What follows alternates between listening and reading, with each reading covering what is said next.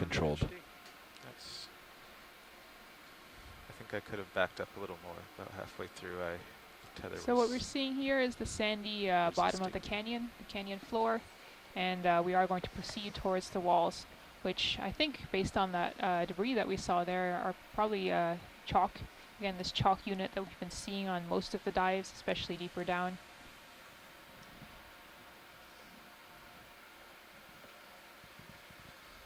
Looks like some outcrop already right There now. we go. Yeah, I think we might be getting to the wall. Come on, we haven't got down yet. Bridge, ROV nav. I think we got enough sandy bottom on our Ryan Canyon dive. I'd like to run through the plan of the day with you, if you're ready. Roger that. Well, first, we will be heading uphill, west. You can see waypoint 2's about directly west of us. And then waypoint 3 is, it's west of us as well. So our bailout plan is going to be east, anything off the wall. Due east All kinds or of interesting southeast, things swimming around northeast, here. anything off the wall. Okay, You see video. there's some little To round the east, thing going so off to the keep left us in there. safe waters. Co-pilot deck. Go ahead, Deck. Yeah, we're looking good out here. We're all set up. All right, great. We're on the bottom and starting the dive. Excellent. Yeah, Going off comms. good copy there, Bridge. If you take a look at high pack, we're This does look like in a canyon that's some north-south. carbonate rubble. So What are those little green anything dots? off the wall to the west There to will the save left us. looks like something, a sponge of some kind encrusting. This looks like it's perhaps that's just- sargassum that's stuck up in the rock. But to the right, Yeah, so we're heading up west. Carl, this direction, excuse me, so to the left, Carl, there were anything two in green this area. dots on the top. Oh, I see. Yeah, there's another one in the middle. Thank you, Bridge. Or Right there. sponges. Okay. I see a little, perhaps a little Just keep those anthomastus. two I saw video, some we'll urchins. pan around.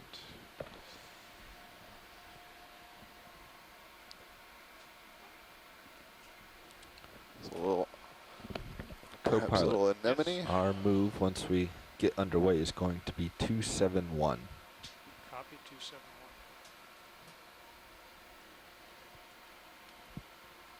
Let's go for this anemone. I'm not showing much of a return in my sonar, so I think we can make that. Would you like more zoom? Move Yeah. 30 meters. And you're looking I at was going to make that first move a 135 sea urchin meters. here. You can see its tube feet kind of I'm good. swaying back and forth there among the spines.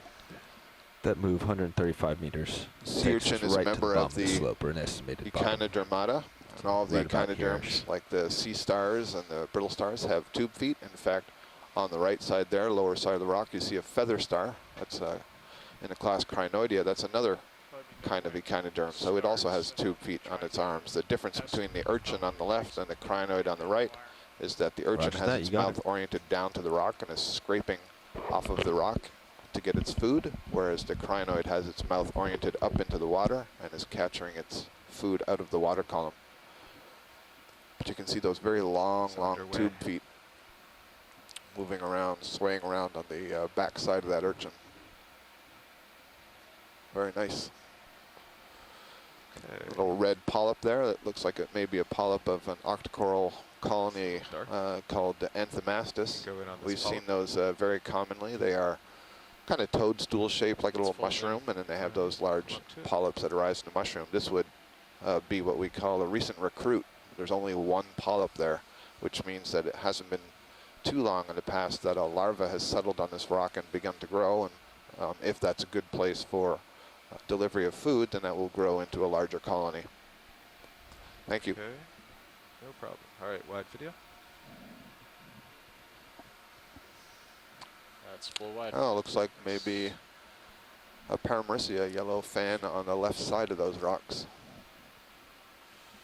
Oh yeah.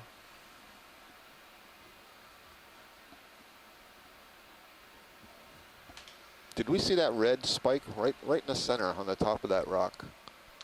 Not yet. Okay. We can go back to that. I'll get a look at this yellow coral. Sure. first.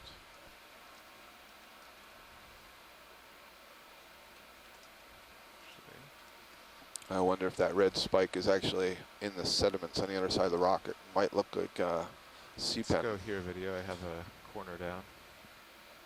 I'm going to get a closer look at this yellow colony that's growing off the rock on the left side. Partial. Okay. Fairly tall polyps.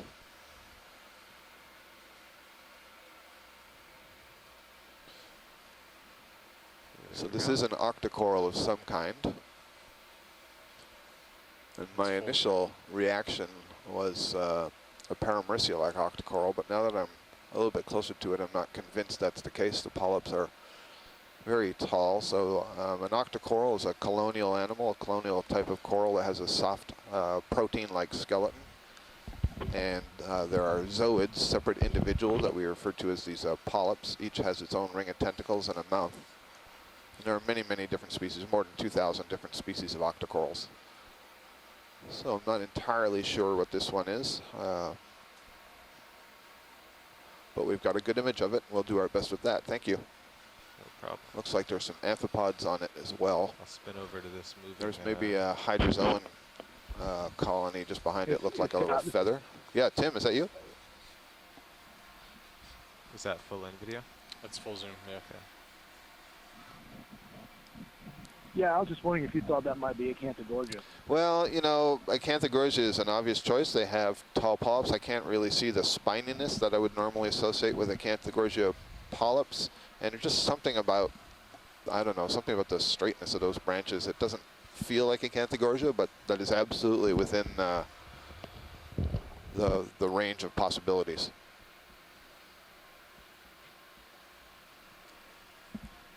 And we're at full zoom there, Tim. I can see that there's an amphipod. There might be a little red worm on there. It's hard to tell. There's a slight red discoloration, but there's no other associates on that thing. Okay. Wide video. I'll move up to the red stalk. All right. You're at full wide. Roger that. Thank you. Thank you.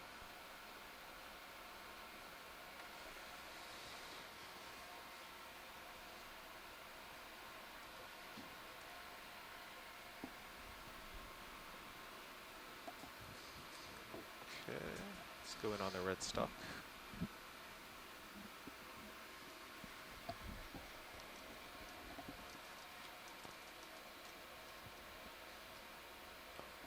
Pretty far. There's a. Is that a tongue at the bottom? Oh, yeah. Tongue worm. Oh, yeah. There we go. A spoonworm, a tongueworm, the proboscis of an echidna worm. We've talked about this several times. Now is zipped back into their burrow before we get to see it. This is a gorgeous view. So protruding from that rock, you see this soft white thing. That's actually the tongue, more formally called the proboscis, of an echidna worm, a spoonworm. And basically the animal lives in a burrow. In this case, it looks like that burrow is in this rock. And it may be far, far smaller than the proboscis or the tongue itself. It extends that tongue. There are cilia, small hair-like structures that arise from the cell on the bottom that it can transfer organic particles that have settled down onto the bottom, back, funneled along that little gutter that you see into the mouth. Oh, so you can catch the shrimp? No, that would be far too big. Okay. This is a small particle feeder, more like a deposit feeder. There are some of these spoonworms are really interesting for their reproduction. Basically, if a larva will settle on that tongue, it will develop into a male, be a miniature male. It will never get any bigger, and it will basically crawl inside of the genital openings of the female and spend the rest of its life there inside the female, just producing sperm. Whereas if a larva settles just on the bottom, it'll develop into a female. Nice image. Okay. You can see a little anemone there on the rock on the left side. Anemone is another kind of cnidarian related to the coral that we just saw earlier. Cnidarians include the jellyfish, sea anemones, zoanthids, all kinds of those sorts of things. Tracks? Sure. Or would you feel more comfortable keeping it wide? No, if you want to go in on the tongue. It'll be a double purpose.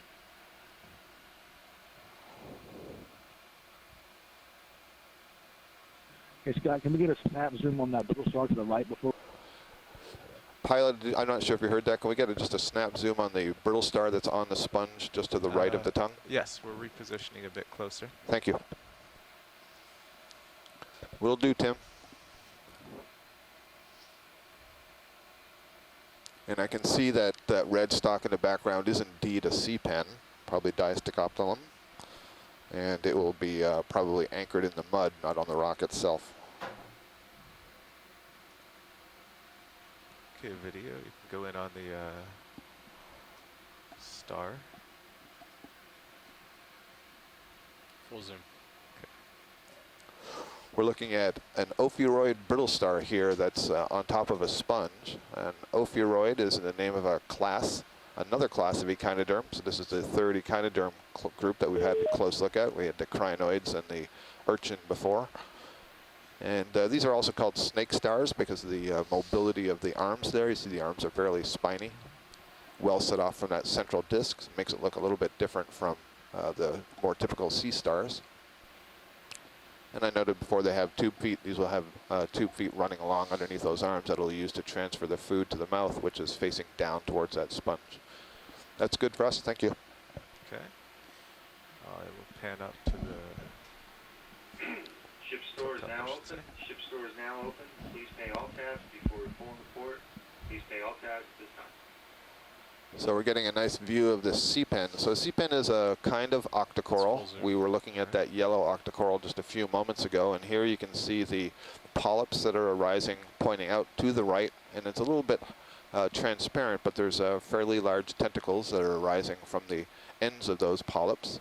And the bright red that you see is one main large polyp that is anchored into the mud, and it has an unbranched rod inside of it, basically a skeletal axis, and then all those other little feeding polyps butt off of the main one. Good view, thank you. Okay, whenever you're done with the shot video.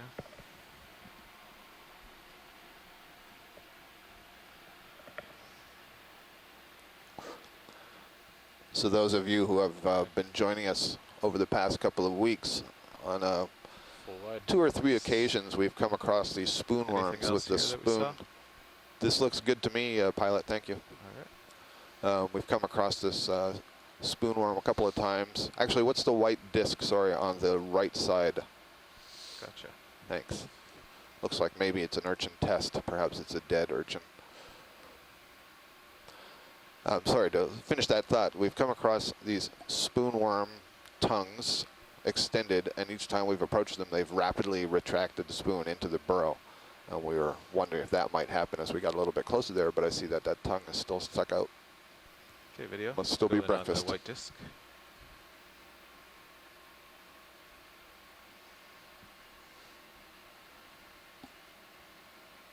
I think it's a sponge, perhaps? Yes, that is a sponge, and then there's a single polyp arising from a little tube just in front of it.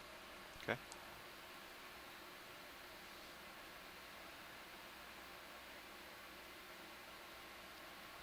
It's kind of an interesting looking sponge. I haven't seen one with quite that morphology before. I can see one opening at the top. It seems like it's raised on a little bit of a cone. And then in the foreground, if we could just focus on that red. Yeah, thank you. So that is an Octa Coral polyp. I'm not sure what kind it is. It seems to be arising from a little capsule, which leads me to believe it's what we would refer to as a stoloniferous cornulariid. Cornulariidae is a family of these ribbon-like octocorals that produce a little exoskeleton. Thank you. That's great. We can move on. All right. So maybe I'll just mention some of the geologic topics that we've been discussing here in the science chat room. So we're coming to a cliff. A few minutes ago, Jason Chater, one of our geologists at USGS on shore, had mentioned that at this depth we're actually fairly close to a lithologic transition. So that is a break where 2 rock units meet. And so we have been about 100 meters deeper. We might have been seeing different rocks. So these would be much younger Pleistocene mudstones. So the Pleistocene is this fairly recent period from about 2.6 million years to about 10,000 years. So that was the last glacial maximum.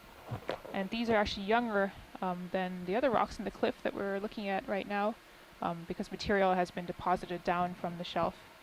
And what we think we're seeing here is this chalk unit that we have seen in other canyons at a similar depth. And this has been dated elsewhere at about the Eocene period. That would be about 34 to 56 million years. But both Jason and I were sort of looking at this, what we believe to be the chalk layer, and it does seem a little bit different. It's possible that it has a lower carbonate content, so maybe technically it could be classified as a mudstone that is more silt and sand sized material and less of this carbonate.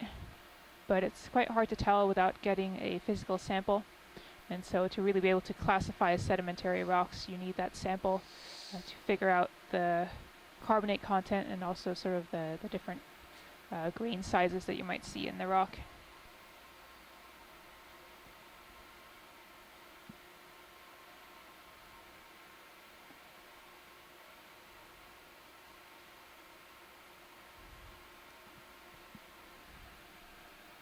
This is really interesting. It looks like a large piece of rock had fallen off the cliff above and shattered into pieces here.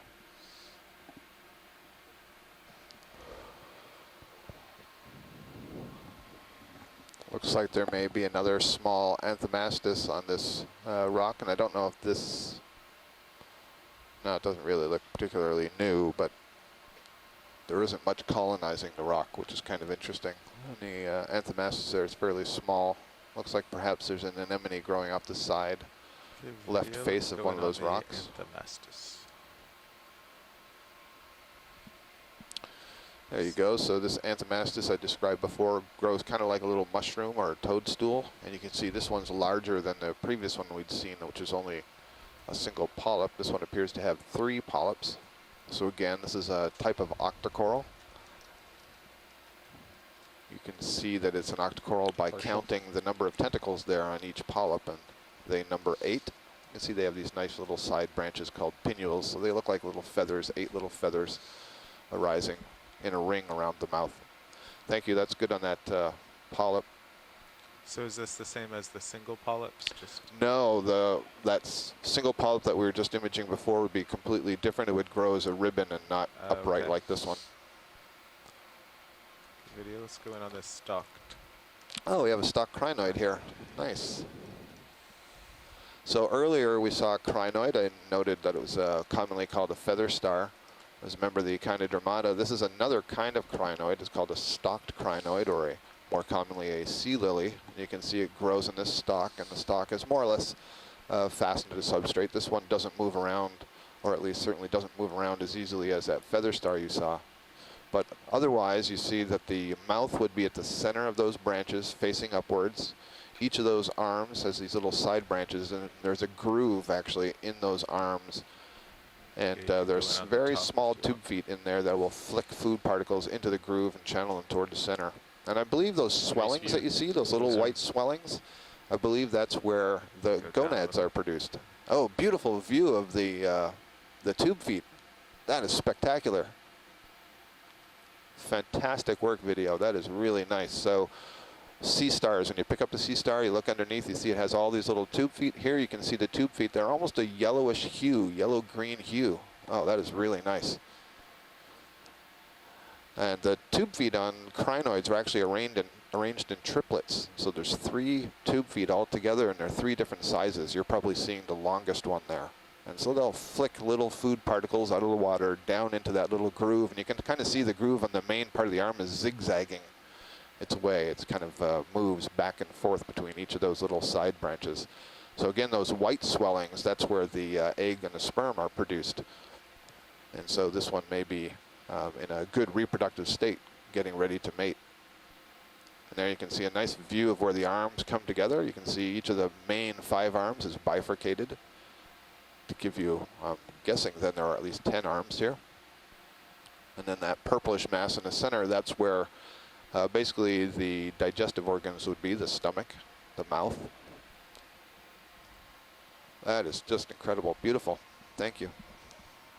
You can also see the stalk going downwards. It's kind of like a little series of vertebrae. They're called ossicles. We were discussing the other day that they have a very interesting connective tissue. It's referred to as kind of a neural connective tissue where signals sent from the nerves can essentially liquefy the connective tissue between those ossicles, make it softer such that it can bend, and then they stiffen, become hard again, and lock it into position. So it can orient itself with respect to the currents and then lock itself there. Cool. All right. Well, that is very video's cool. Good with that, when you're that ready. was gorgeous. Okay. Did you get a Very good nice. overview? Should we get lasers maybe? Sure. I see some anemones in the background on the rock, and I see some pteropod shells scattered there on the bottom. Pteropods are swimming I snails. think there were also 2 of those yellow. Go ahead, Tim. Good with lasers? Sorry, Scott. Yeah, I think I saw 2 more of those yellow coral morphs we saw before. Yeah, in the top left. Up to the left. Okay, I'll spin a little Yeah, that's bit right. left. Okay, we'll have a look at those. If we can, pilot top left corner, there's another one of the yellow colonies. And also when we were coming in, we saw the urchin. Before we leave, I just want a quick look at the urchin to see if it's different from what we saw earlier. Okay, video, let's go in on the yellow center screen.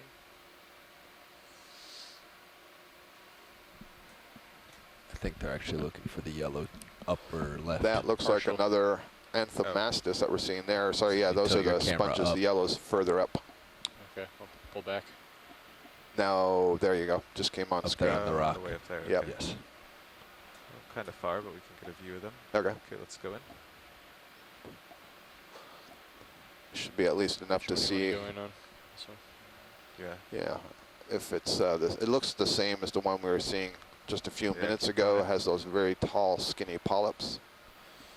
Again, some of those really dark green sponges back there. Okay. Interesting Holes in. color. Yep.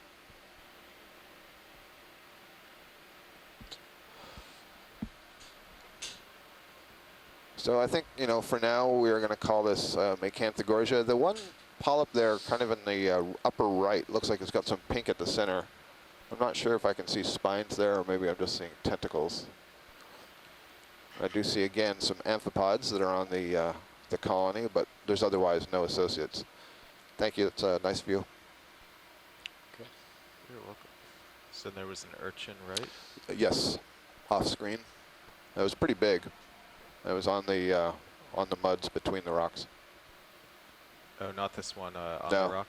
No, not the one on the rock. Okay, are we wide video? We are full wide. Okay. Pick up. You'll see it. It's a big white thing. Oh, I think I remember it. Yeah. And I see another sea pen there on the mud. I'll make a note of that in the event log. This debris is interesting in that it's doesn't seem very rounded. We're seeing sort of these longer, almost I guess spear-like pieces of rock. Still have fairly sharp edges, which leads me to think that this may be fairly recent, I guess. There's something. Never mind. And I think that would be backed up by how relatively little there is. There he is. Yeah, so this looks like the hygrosoma type urchin that we've been seeing, the purple ones with the little snowshoes. I see all the little white dots. And I should use air quotes when I say the snowshoes. We've been seeing these purple urchins crawling over very soft sedimented bottoms that have some of the spines modified such that there are these swollen tips at the end. Somebody, I think one of the ROV guys referred to it the other day as Q-tips on the end of the spines, and I've been saying snowshoes. I've heard others refer to them as hooves. The basic point is that the spine is swollen, which allows for more surface area to come in contact with the soft sediment, and so perhaps be more like, think of oars on a boat, where you can sort of push yourself through the sediment more easily than if it was just a sharp spine.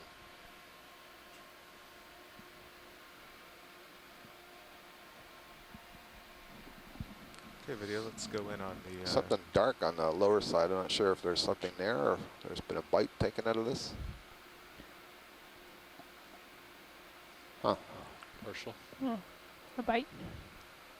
Yeah, do you think? I see there's a There's a brittle star hanging on there where it's dark.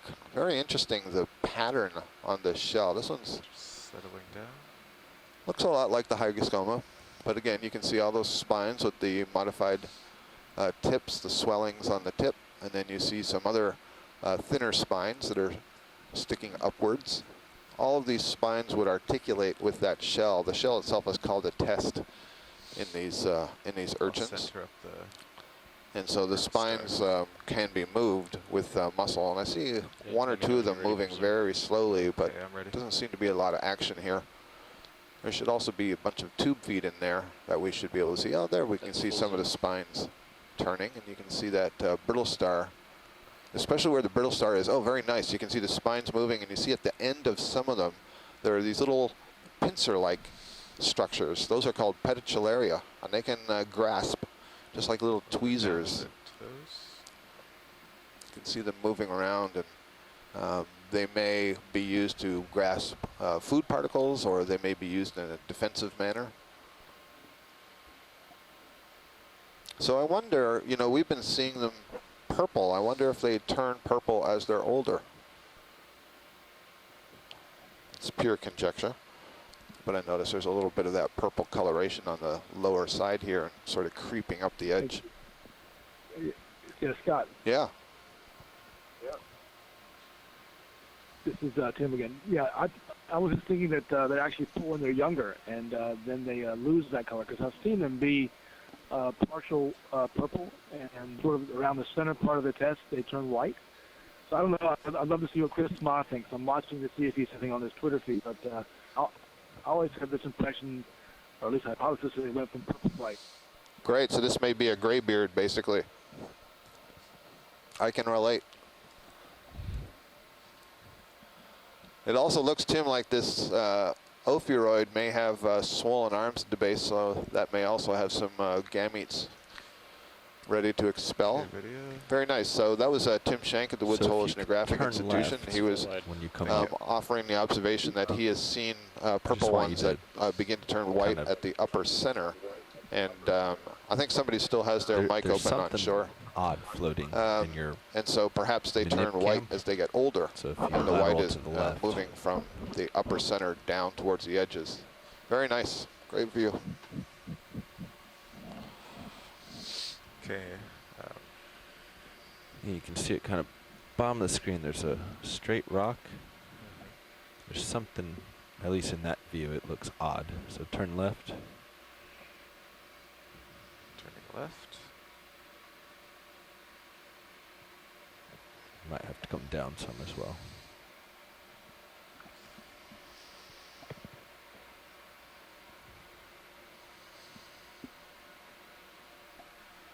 Keep coming left. So looking at our map, we are just at the base of the cliff. Looks like we have another 20 vertical meters till we hit the steepest part of the cliff. I think it was just that anemone. Okay. But it's a very long stalked anemone, though. Somewhere ahead of us. You can see it's Not casting far. a shadow. Hey, this is an umbellula. Can we get a quick look at this? This is our first umbellula of the cruise. Nice. These are beautiful, beautiful octa corals to look at. Perfect. Yeah, I saw it floating, and I saw the shadows. So an umbellula is a kind of sea pen, and you'll see it grows on a very narrow stalk, and it can be up to almost a meter, that stalk. And then at the tip of it, it has a little bit of a swelling from which arise these just massive giant polyps. Giant. I mean, they're really big for your typical octa coral. Very often we see a pair of amphipods that are on the main stalk, so it'll be interesting to see this. So again, to refresh you about sea pens, that stalk is one polyp that is anchored in the mud. There's a swelling at the base called the peduncle that'll keep it in place. And then arising from that one polyp, and I should say that one polyp, the primary polyp, has a skeletal rod in it to give it support. And then arising from the tissue of that polyp are these secondary polyps, one that have the tentacles with the mouth. Nice. So this is umbellula. That's good. And do you know why we haven't seen this so far? Is this something that's usually common? Or This is something that's usually very, very and deep. Turn them up and down. And this is something that you would see, for example, on abyssal plains and in muddy areas. The upper we have been in some muddy areas, so I'm not sure why we didn't see it, for example. well, maybe it was just too rocky when we were on our 4,600 meter dive. There wasn't a That's lot right, of sediment yep. there. Mhm. But this is great. This is one of the reasons I wanted to come really deep in these canyons to see, you know, what other sort of fauna might we find that are a little bit different. Watch lead, we're just adjusting a light to get this right in the center. Copy that, pilot. So we're going to get a little bit nicer lighting on this so you can have a nice close look at those polyps. It looks like there are 3 that are arising here. I don't actually see anything on the stalk, I don't think. Hard to tell if that's helping. Let's go in video while he's messing with this. Does look like one of the scientists on shore, Taylor Heil, has noted that there's a squat lobster in the background on the one of those pieces of carbonate. Once again, it's an Octa Coral. You can see that there are clearly 8 tentacles, and those tentacles are pinnate. Yeah, I'm with you, co-pilot. I can't really tell a difference. Oh, that looked better just then. Okay. Just leave it right there. That's nice. Nice lighting right there. Yeah. Video, does that look good for you? Yeah, that looks Perfect. good.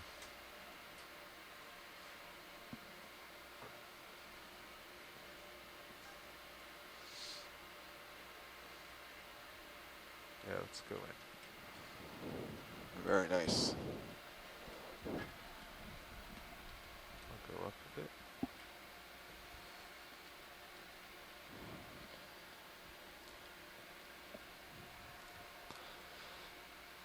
Many of the sea pens are what we refer to as dimorphic, and dimorphic simply means that the polyps that you see have different shapes and different functions. And this may be one, I don't quite remember, but I noticed that the thickened part of this body here where these polyps are rising, there's a bunch of white dots. So as we get down there, it may be that those are a different kind of polyp, a non-feeding polyp called Siphonazoid that is just used to channel water in and out. So that's what those little white bumps may be. That's a cool view.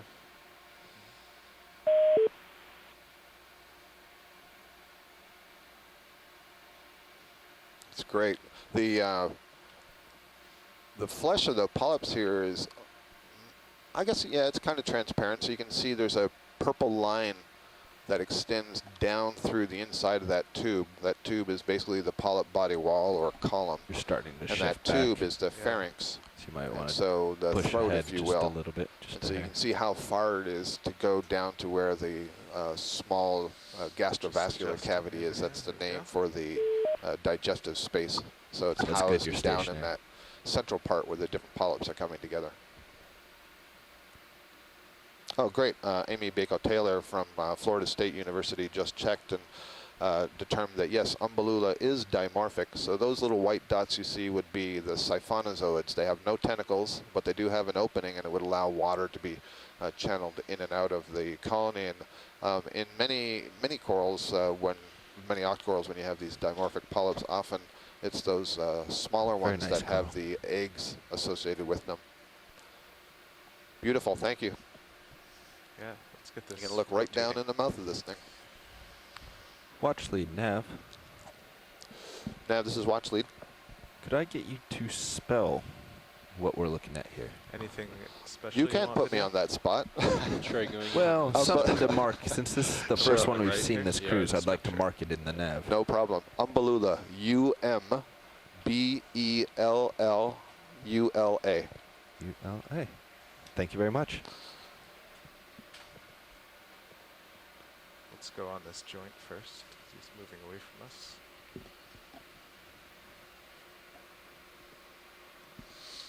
Is that full in? That's full in. Okay. I'll rotate over to the. Watch lead, Nav. Another question for you. I'm ready. As I rotate. Are these rare, or we just haven't gone where they're typically found? These are typically very deep, and Okay. so that's why we haven't seen as many. They're deep, and they live in soft sediments. And so some of the deep dives that we've done on the seamounts in this cruise have been on pretty hard bottoms. Sure. But we're on the canyon floor right now, and So- we're at a depth that we're seeing it. All right, so they're not necessarily very rare things to turning away find. again. We just haven't been looking in the right place. Yeah. Right. I Gotcha. wouldn't necessarily say they're abundant, but they're certainly not uncommon. Okay. Thank you. Watch lead, any other views you want of this guy? No, I'm ready to move on. And this is Brian Kinlan. I will mention we saw a number of these in the Gulf of Mexico on the expedition earlier this year in the spring, around this depth as well. Oh, great, Brian. So was that on that deep dive on the escarpment, on the Florida escarpment? Actually, I believe we saw these. I'd have to double check the logs, but in Bryant Canyon. Yep. And in one or two of the other places near Sigsbee Escarpment. And was it the same sort of thing, a sedimented bottom like this? Or a sedimented area? Yeah. Great. I think it was the only Octa Coral that we saw in some of the highly sedimented Bryant Canyon dives. Cool, thanks. If you want. Big crab out there. Big, is it a pycnogonid or a crab? I think it's a sea spider. Sea spider. Looks like a big one. In the back row, we are not seeing where you're looking. It's on the left. Rumor of a oh, crab yeah, I to the see. left. Oh, there. Yep, now yeah, I he's see on it. the soft sediments there. Take a look if we can. It does look like a pycnogonid, doesn't it? But no butts.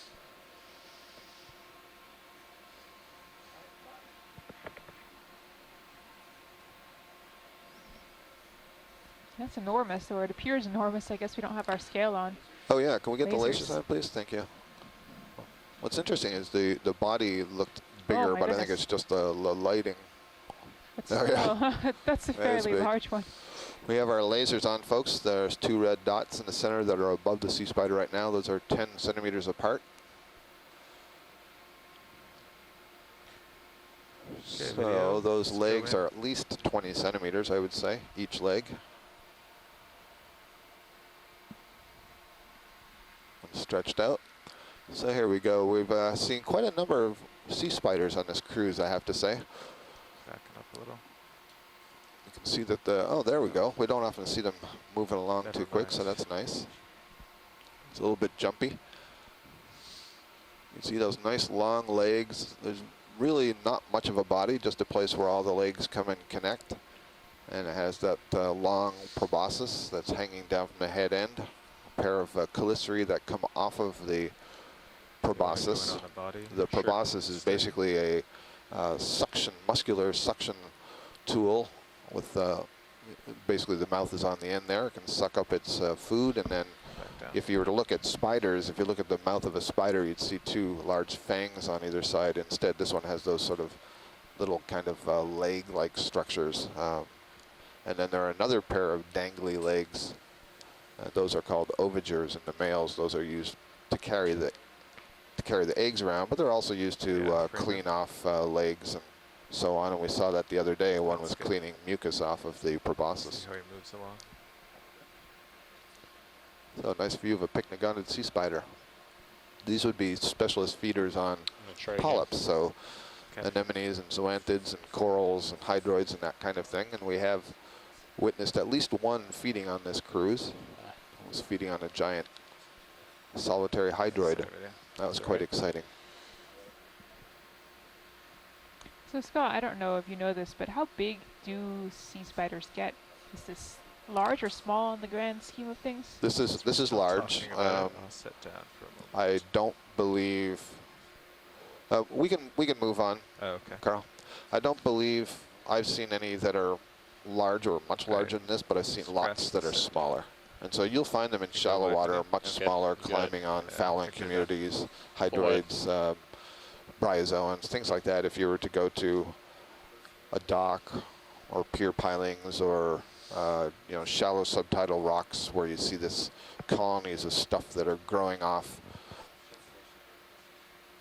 Looks like maybe a Serianthid anemone burrowed in the bottom there next to that brittle star. So yeah, you would see very small sea spiders, like centimeter or so, crawling around. Is it actually a crustacean crab? The red thing, you mean? The sea spider. No, the sea spider is not a crustacean. It is a chelicerate, so it is an arthropod, but it is more closely related to the scorpions and spiders than it is to the crabs and lizards. lizards, lobster, sorry, and shrimp.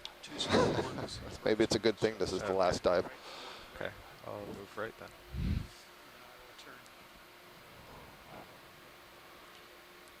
So it does look like there's been a big tumble here. Mm-hmm. What's that? Video quick zoom on this. Looks like a sponge. Yeah, it looks like a glass sponge, perhaps. Absolutely. It's got a lot of ophiuroid brittle stars on that sponge. There's another one to the lower left. That's good.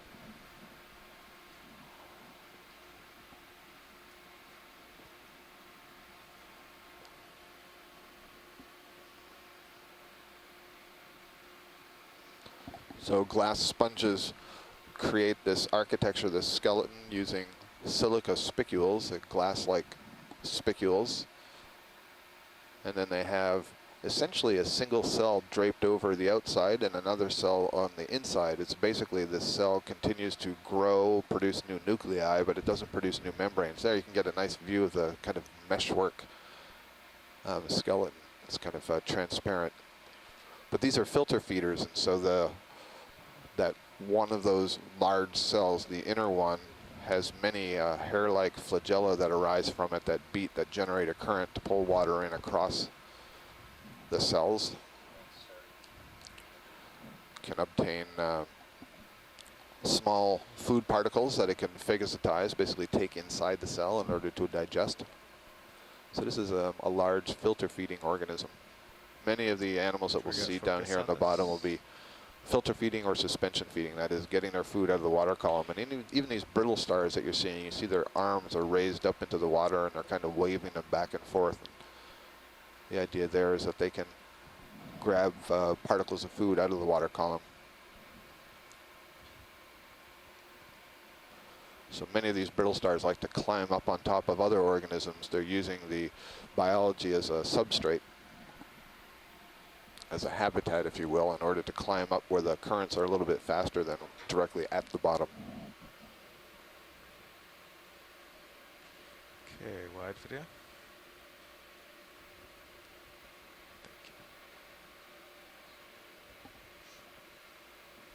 Yeah, you can see where that piece just to the upper right of what we were looking at has sort of broken. Looks like a shattered place. plate. Yep, exactly. So that tells us that there must be really distinct layers in the unit that's up above us. I should turn off the flash. I've still been looking at this. I think we need to get a better look once we get to the cliff, but I've been sort of puzzling over what we can technically call this in geologic terms. Co-pilot, what do we think about a move? Still a carbonate rock, or if it's predominantly okay, I'm going to call it in. plastic material from the Once shelf, he in gets which case it switched would be in, a it'll start to mudstone. move and we'll be able to move on. At this point, I think I'd rather wait till we get to the cliff to make a decision on what we're going to call it, I guess, for the rest of this dive. Bridge, ROV nav. Ship move, please. Can we do 100 meters, bearing 270 at 1/10 of a knot?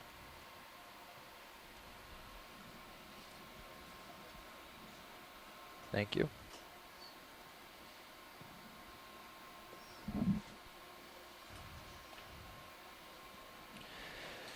Hello, everybody. Hi, Todd. Hey, pilot. We just dialed in a move. 270, 1/10 of a knot. How far? 100 meters. Should bring us right to Oh, the really? base of that. Where's 100 meters put us? Right where the cursor is. Oh, okay. Good. Yeah, so Copy that. it'll get us Closer to this. closer to the steep stuff. Get us over this mud. Very good. Not that there's nothing interesting, but I think we've 1/10 of a knot should give us plenty of time to exactly characterize. Hello, watch leads. Good morning, Todd. Mostly made our watch change. Pilot and navigator are in their new seats, ready to go. Great, we've already seen some interesting stuff down here. Oh, and there's our first Venus flytrap anemone, and it looks like maybe here's a Paramecia Octa Coral. You can see the ophiuroid on it. So this is kind of interesting. You see there, I'm talking to folks on shore here. There are lots of these brittle stars that are on the bottom feeding, but we're about to see this yellow sea fan, Paramecia, and you'll see there's going to be a different kind of brittle star that is in the arms of this colony, A little bit too in much the branches on edge, of the but colony, we'll excuse see what me. we can see from here. So we're looking at this fan basically on edge, so it's a little bit hard to see that it's a planar fan, but what you can see is those coils of red. Those are the arms of a red brittle star, red ophiuroid.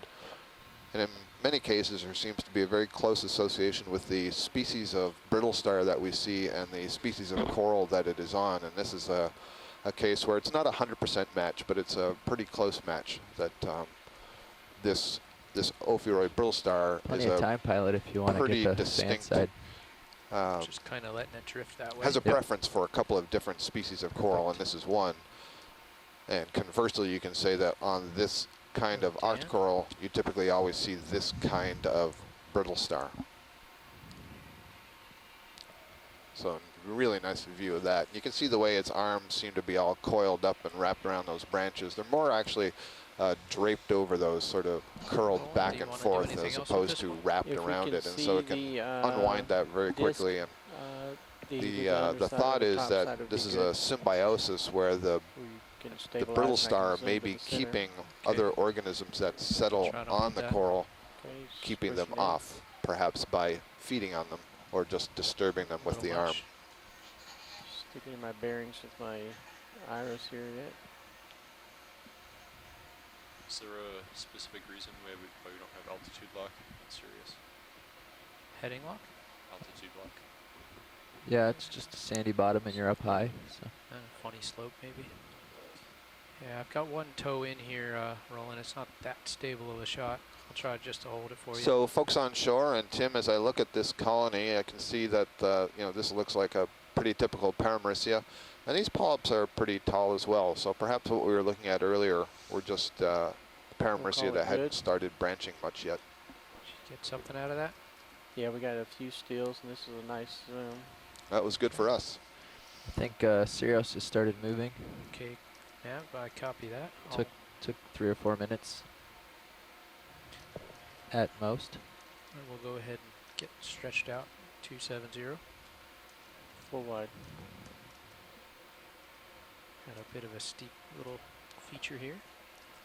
Come up a bit. Okay.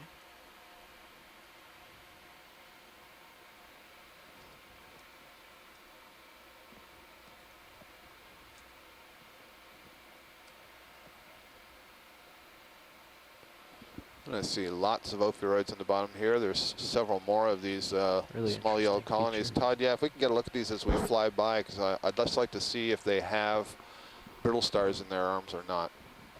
Okay, copy Thank that. you. I'll just slide it by. Understood. It's like a little army of brittle stars here. Or actually, I saw this on the Econoblog Twitter feed the other day, a couple of weeks ago. And it was Christina Kellogg, who's a USGS, U.S. Geological Survey microbiologist, and she said she used the term a constellation of ophiuroids, a constellation of brittle stars or a constellation of sea stars. And I don't know if that was a word that she was making up or she had seen that somewhere, but I thought that was a really nice way to describe a group of these star-like invertebrates. Here. Oh, I see. So that one's a dead skeleton, just covered with brittle stars and urchins, but no coral.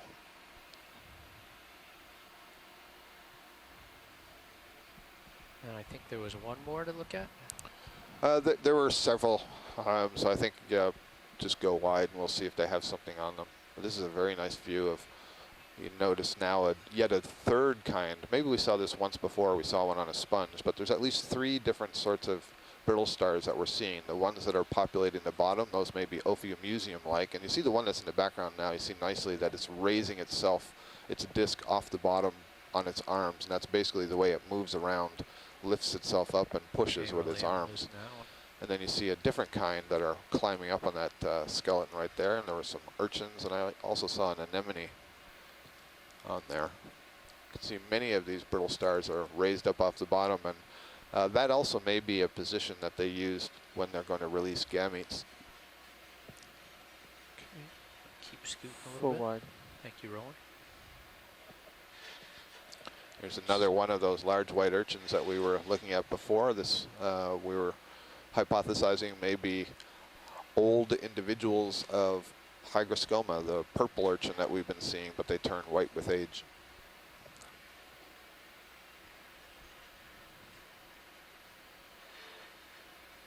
There's another coral just to the right. I'll get you there in a moment. Thank you. Well, and I think they saw this, but if you want to snap in while I go, feel free. Is that a little cusk eel? I think it's a little juvenile cusk eel there on the upper side of it. That's great. Glad you zoomed in. Perfect. Partial.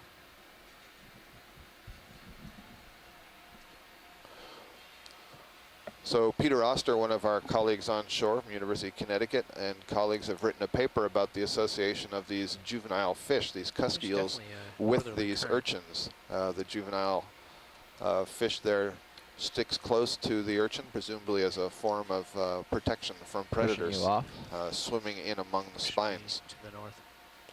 Great stuff. And in this case, pushing me off a little bit, yes. If that settles, we'll get a good stable shot of the fish. Stand by one. Roland, if you want to go tight. Co-pilot, go ahead and take my camera. Standing by. So, tilt to the fish, please, and go in at will.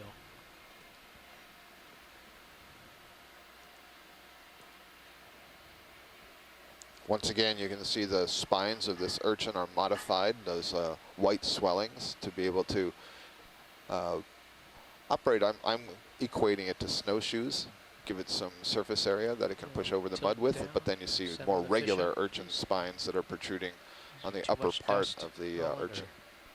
Yeah, I think it's getting a bit much. You can see how fine the sediment is, Susan. I don't know if you talked about that already. No, I hadn't mentioned that. Again, it sort of looks similar to the sediment that we saw on some of the other canyons, Ryan Canyon as well. The Ryan, I think there was a lot more sediment draping everything, but it does appear finer than what we've seen on the seamounts. That makes sense if we think about the sort of material that's coming down into these canyons. The finer material can settle down on the top. I imagine if there was coarser material, it might be further down, as that is likely to be dropped out of the water first. If there's any sort of a landslide coming down, the heavier material is dropped when the, I guess the strength or the power of that flow to carry material wanes, and then finer material is dropped down on top of it. You see little drops at the end of some of those urchin spines. Ooh, look, he's got his mouth open. Look. You could see his little teeth, I think. Yes. Yeah, the little brown tips, Roland, on the spines. I'm not entirely sure what that is. It may be that... okay, copy that. Now you want him to open his mouth again, huh?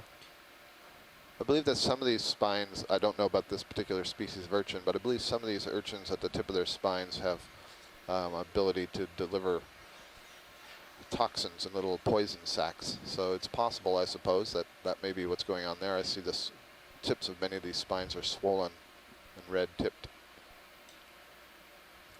I know I've picked up some of these deep sea urchins and managed to get a spine into my finger, and it does burn for a while afterwards. Very nice. Okay, when you say we're clear, Rowan, I'll go. Lifting off. All the nice traces in the sediment, bioturbation patterns. Evidence of all these things moving. So we're going to have a look on the right side, right, Todd? At the red coral. Yeah, they're very tiny red sea pens, but first there was something a little bit larger, I think. We might have spent a little too long there. I'm sure. Going to have to push out real Understood. Soon. Where is it? I think you got to back and down a little. You can see it in your mini Zeus or your pilot cam, I mean. Yes. It's just underneath us. Good call, Jeff. There she is. Not a whole lot of time. Okay, copy that, co-pilot. You can see and you can also see, there. Susan, you can see what the bottom's like here. It's going to be a little bit hard to... Yeah, you can see all of the sediment sort of being picked up. I'm interested in... I'm just wondering if it's a Radicipes. That's why I was excited to see it. And it is. Fantastic. just verify that before I get all too excited. Huh, polyps appear to be coming out on two sides. Oh no, this must be Funiculina. If we can get a quick shot of the base, Todd, that would be really helpful. Okay. Thanks. Yeah, it's Right at the disappearing where coral. that Siphonazoid, I believe, okay, that's good. This is another sea pen, and its genus species name is Funiculina quadrangularis. The quadrangularis, the quad part, is referring to the rod skeleton in there is kind of square shaped. And I believe that's a different kind of ophiuroid than we've seen so far. And I'll get my experts on shore to find out what they think about that. I believe that's, I can't remember the name right now, but is one of these ones that has the very long arms that it trails and dangles in the water to fish.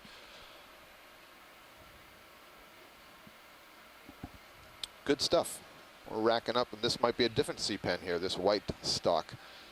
And we noticed before some really tiny red stalks. Those might be, I think it's, is it Stylaster? I have to check that out. We had one of the purple urchins. We're moving a little bit more quickly now. We spent some time imaging that urchin with the fish, and now we have to get the vehicles back lined up in proper position for moving more slowly. You can see the bottom is quite crowded here with these brittle stars. These are all essentially acting as deposit feeders. They're feeding on material that is wafting down through the water, settling on the bottom. And I'm seeing some more debris. Something different on the left side there. I'm not sure if it was a large sea star. Oh, this may be Here the wall comes an out of outcrop. us. Yep. Yeah, I can see in Or Sirius a it's at least. large debris boulder. It could be.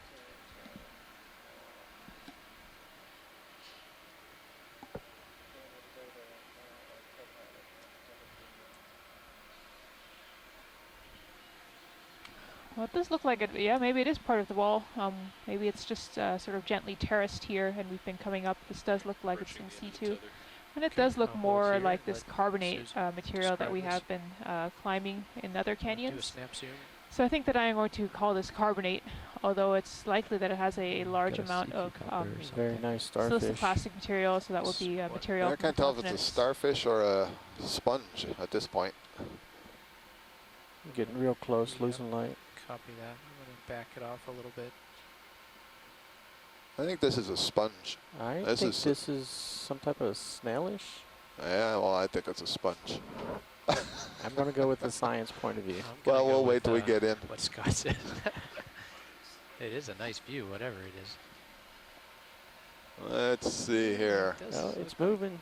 Yeah, so I thought it was going to be like a polymastia sponge, but those don't have openings, so you may be right. This may be some kind of gastropod.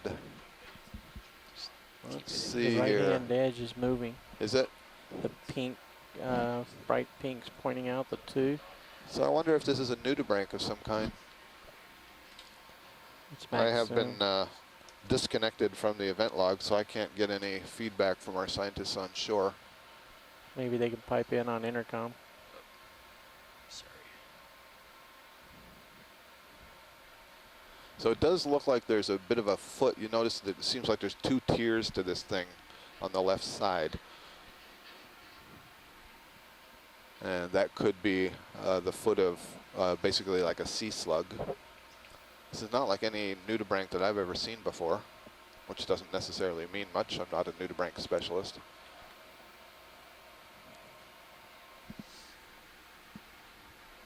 One thing I'm noticing on that right side, there are two prominent red-colored sort of extensions, and those are different from all the white ones. So those could be antenna-like structures, tentacle-like structures, sensory structures, which would be another indication that that's some kind of gastropod. So it's very interesting. We'll have a close look later at that.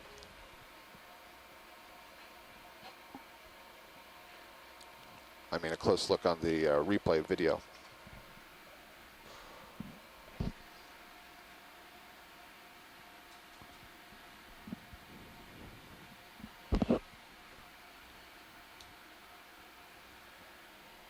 You all set? I'm all set. All right. So just so you know, on shore, both Susan and I are not able to access the event log right now, so please do call into the conference line if you have some observations or see something that you want us to look at more closely. As I come in and roll in, let's snap in on this.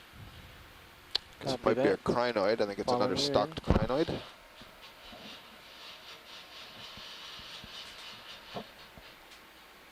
Yes, indeed.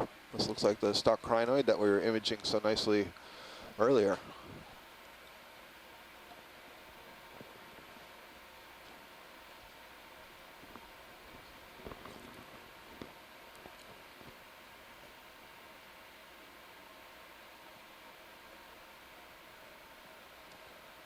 Looks like there might be a small mysid shrimp swimming in front of this crinoid or just underneath it.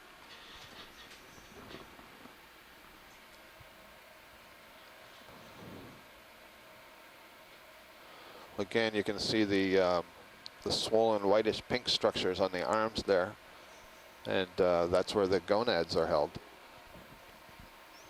Very smooth flying pilot. Got plenty of time. So what you're seeing, that little red guy underneath the arms, that's a little possum shrimp, a little mysid. You can see the carapace, which is the part of the exoskeleton that hangs down over the legs on the thorax. It's kind of rounded in the back. It's a little bit puffed out, and the abdomen sticks out behind that. You don't see any of the swimming legs on there like you do on the more common Penaeid shrimp. Instead, this is using the legs on the thorax to swim. They're branched, and it has a branch that is used for swimming. So full zoom? That is not. I was waiting for you to stabilize. Okay. Seeing lots of little movements. Yeah, I know. Sorry. You want to center on the red thing, I'll max on it. I'll try. Bridge nav.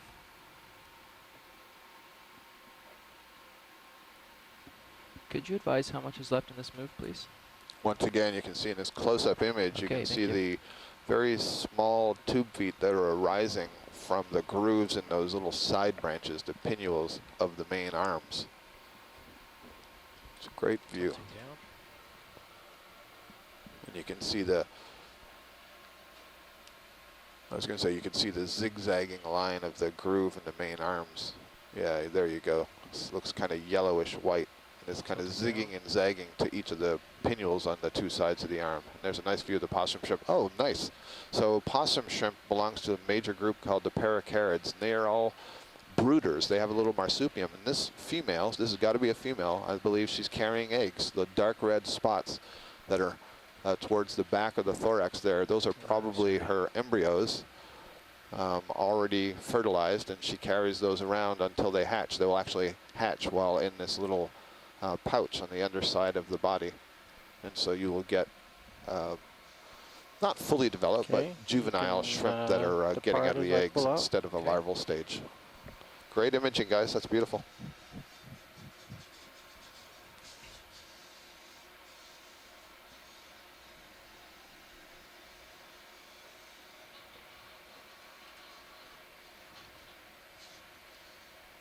Interesting pit down there. Yeah. I wonder what dug that. It looks more like some of the sediment has collapsed into a hole there. I can't tell. I don't see any scrape marks around it.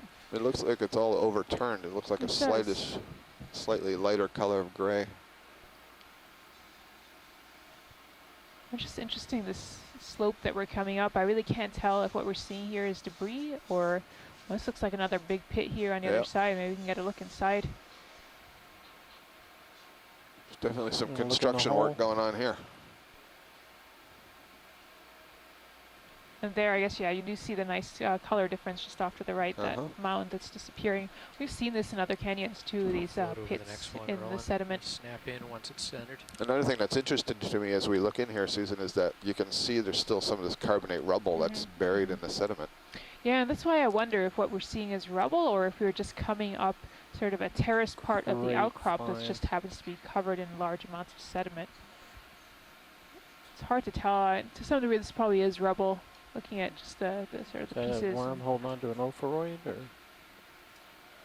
But I did see layering at some of the other larger boulders. Yeah, these are arms of Brittle Stars that you see moving, swaying back and forth in there. You can see the body just under that main chunk of the carbonate. There we go.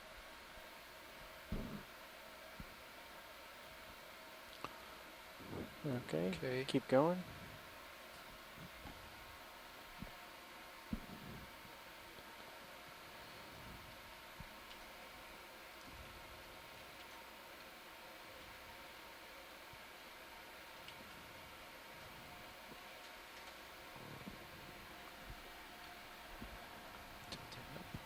Pushing out.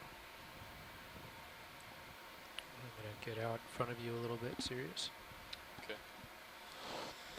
Oh, we're getting signals from on shore that I guess everybody lost their feed for a little bit there. Video and the event log chat room, so it wasn't just us that was missing. If we can get a quick zoom on the fish, Todd, please. Sure thing. But it looks like we're all back online. Science, when you say you lost it, do you mean just the event log or the video feed? It sounded like I2 was gone. The video was gone. Catalina was reporting I2 signal lost at URI, but everybody seems to be back up. Okay. Copy that. Thank you.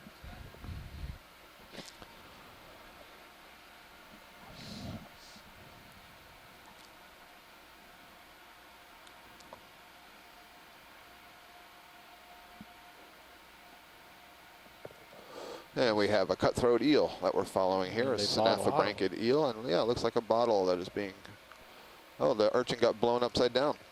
We're looking at its mouth for a change. That'll be novel. Can we look at the bottom of the urchin? Sure, I'm drifting. There's another brittle star in this one. We saw that earlier. Had a brittle star on the side.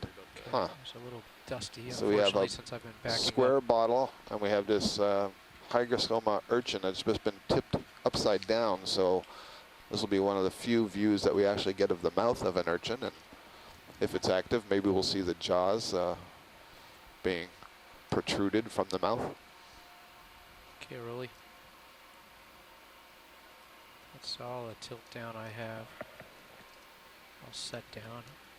See if I can get you a good You can shot. see that small urchin, oh, excuse me, the small camera, brittle please. star looks like it's in the same position as one we saw Tilt up and center. about half an hour ago. It's kind of interesting. Okay, Roland, I'll try to hold that steady for you.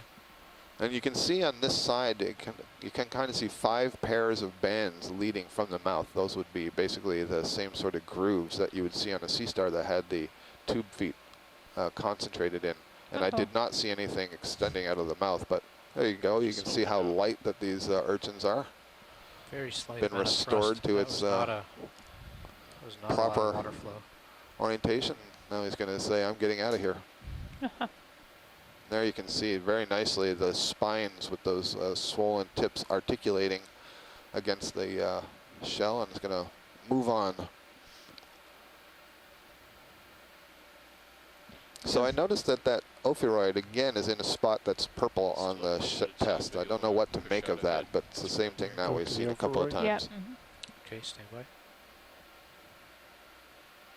I was also going to point out that down. As you saw some of those arms sort of digging up the sediment, the way that the sediment stuck to the white part of the arms there. I assume there must be a fair amount of mucus either on the arm or in the sediment too, just the way that those grains come together. You can just tilt down. Go ahead, Dan. So it makes me wonder if this brittle star might be oriented near the genital plate and might be waiting for some gametes to be released, or are the genital plates on the upper side here? Okay, we're getting to the end of our... Okay, I have time to go, guys. Thank you. Rolly, I'm going to lift off.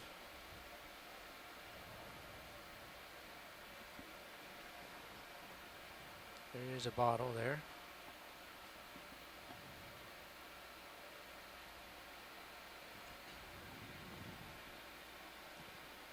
Some more of these pits.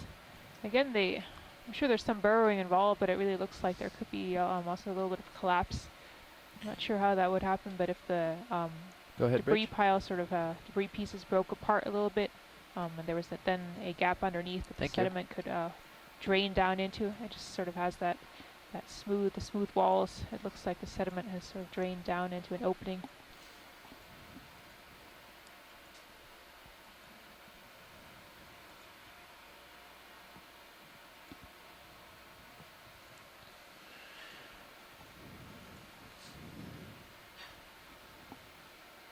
Ship is got less than 20 meters left. You're Okay. probably laid back by maybe 10 meters. All right, we don't Oh. see anything I long don't- range on sonar yet, do we? No, so I could probably tack on another. Just did a quick fish. look, and 30 or 40 for those meters. urchins, the genital plate is actually located up at the How top much do you center wanna near continue the another, what, anus, that 20? opening in 30? the Yeah, 30 top of the meters circle. maybe. So that wouldn't, Yeah, 30 meters that sounds good. ophiuroid would not have been at the Maintain genital